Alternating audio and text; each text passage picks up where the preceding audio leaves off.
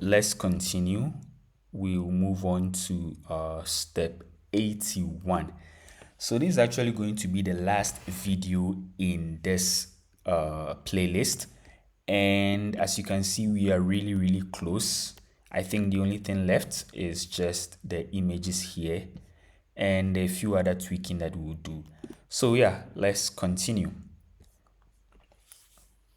All right, so we also want to look at another pseudo-selector for the anchor tag, which is hover. So the way we write that is A, we bring our colon and we write hover. So what this means is that we want to target this anchor tag, okay, or all anchor tags on our page. But the styles that we are coming to write here want it to be applied only when our user hovers the mouse on the anchor tag, okay? So in this case, we're going to give it a color. That's the property we want to add, and then the color we want to add is brown, okay? So as you can see, our anchor tag still is let me zoom in and you see it still is this gray color, but once we hover on it, we should expect to see a brown color. You see, once the user hovers on it, then that styles that we wrote here is applied, okay? That's what this A colon hover means. It means don't apply the style yet until the user hovers on the element. All right.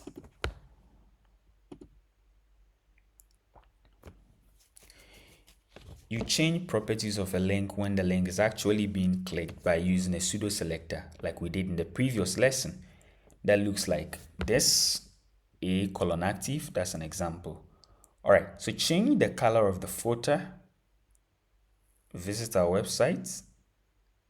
Link to white when clicked on.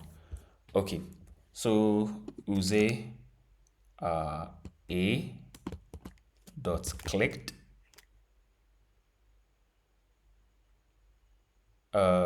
No, I think it should be active. Okay, A dot active. So when the user clicks on it, then the color should be changed to white. So we say color and white. Okay, let's try it. All right, so as you can see, when I clicked on it, the color changed to white. Okay, let me zoom so that you can see it well. Okay, yeah. All right.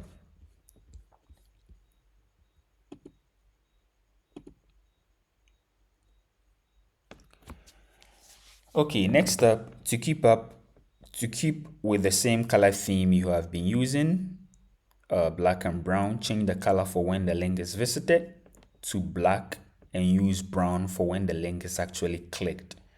Okay, so we change this one here to black, and we change this one here to brown. Okay, all right, so it's black. When you click it, it's brown. Okay. All right, step 84. The menu text Camper Cafe has a different size, has a different space from the top than the address space at the bottom of the menu. This is due to the H2 having some default top margin for the, this is due to the browser having some default top margin for the H1 element. Okay, so basically what we're talking about is the space here, okay? As you can see, comparing it to this space, you can say this one is way bigger than what we have here. Okay, so the way we want to deal with it is to change the H1 element to have a margin top of 0. Okay, a top margin of 0. So just say margin top and then 0. So this will remove the default margin top that the H1 has. So just 0. And as you can see now, we have something similar. Okay, All right.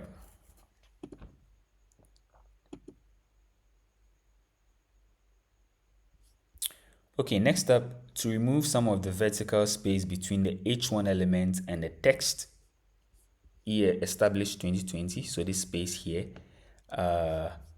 let's compare it to this. You see this is a bit, less than what we have here.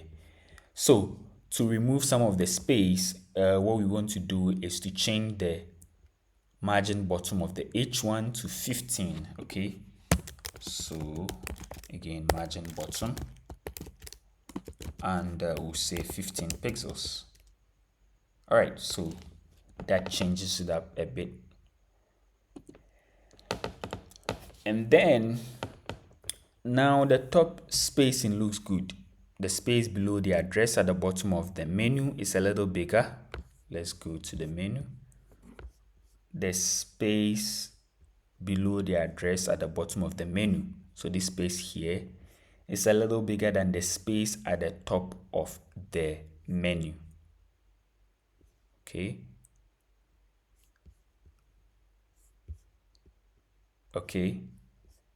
so what do we want to do? We want to decrease the default margin space below the address P element by creating a class selector named address and use the value 5 pixels for the margin bottom. So what we're going to do is create a class selector. Let's say address, and we are going to give it a margin bottom of 5 pixels. Okay, but nothing changes. Again, can you mention why nothing changes? Pause the video and see if you can say why nothing changes, and also what we can do to implement the change.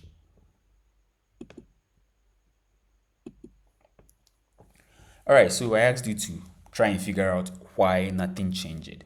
So the reason why nothing changed is because we have created the style, the class here, address, but we haven't added it to our P tag here. So the way we do that is to add the class address to the P element containing the text 123 FreeCodeCamp drive, which is the address. So we say class, and we'll give it a value of address. Okay, right now everything is looking real good. Okay, so now we are almost there. Everything is looking similar as this. I think the only thing we are left with is these little icons here. So the menu looks good, but other than the coffee beans background image, it is mainly text. Under the coffee heading, which we have here, add an image using the URL here. Okay, so the way we add an image in HTML is to say image. Mind you, image is also a self-closing tag. Okay, and we say source. So this will be the source of the image. So we just copy the URL here and we paste it in here, and we give it an alt. So the alt is a value that should be descriptive of the icon or image. So we say coffee icon. Okay, all right, so now we see our coffee icon here, but it's just shifted to the left. What we have here is directly under this coffee text and also in the center as well. So let's try and deal with that. So to make the image behave like heading elements, which are block level, we can create an img type selector and use the value block for the display. Okay, so we say img and we say display, and we say block. Okay, All right, now nothing changes, but we just have to set margin left, let's say auto, also margin right, let's say auto as well. Okay, now it's centered nicely and directly under the coffee text. Okay, so add one last image under the desserts. Okay, so once again, the way we add an image in HTML is to write img, which is a self-closing tag. We add a source, which is a link to the image. So we copy this URL and just paste it here. And then we'll also add an alt, which is a description of the image. So the alt is also good for accessibility, screen readers read it to describe the value to people who use screen readers. All right. Okay, so now we're almost there. I think this should be the final thing we need to do. Okay, so it would be nice if the vertical space between the H2 elements and the associated icons were smaller. As you can see here, this is nicely under it. But currently what we have here, there is this giant space there, which is not making it look so good. Okay, so you can change the bottom margin of the H2 element to say 0 or another number. But there's an easier way of doing it. So simply add a negative top margin to the img elements to pull them up from their current positions. Negative values are created using the negative in front of the value. Okay, so we can give a margin bottom of 0 to this, which will work. We can also give a negative margin value to this, which will just push it upwards. So that's what we want to do now. So we just say margin top and give it a value of negative 25 pixels. Okay, all right, now everything is looking real good. So yeah, you've actually done it. Yeah, congratulations. So we've built this menu page using HTML and CSS. Looking really good. I think you should be proud of yourselves if you've come this far, and congratulations. So yeah, we've been building this from step 1 all the way to step 91, and yeah, that's it. So so far in this series, I've done learn HTML by building a cat photo wrap. I'll leave the description in the link below, the link in the description below if you want to check it out. I've also done this, which we just did in this series, and I will also be dropping videos for this one, learn CSS colors and HTML forms, as well as this certification project. Eventually we work through all of the responsive web design courses.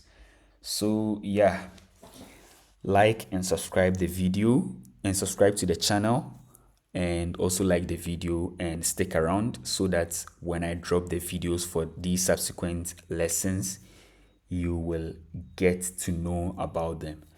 All right, once again, thanks for watching and see you in the next video. All right, bye-bye.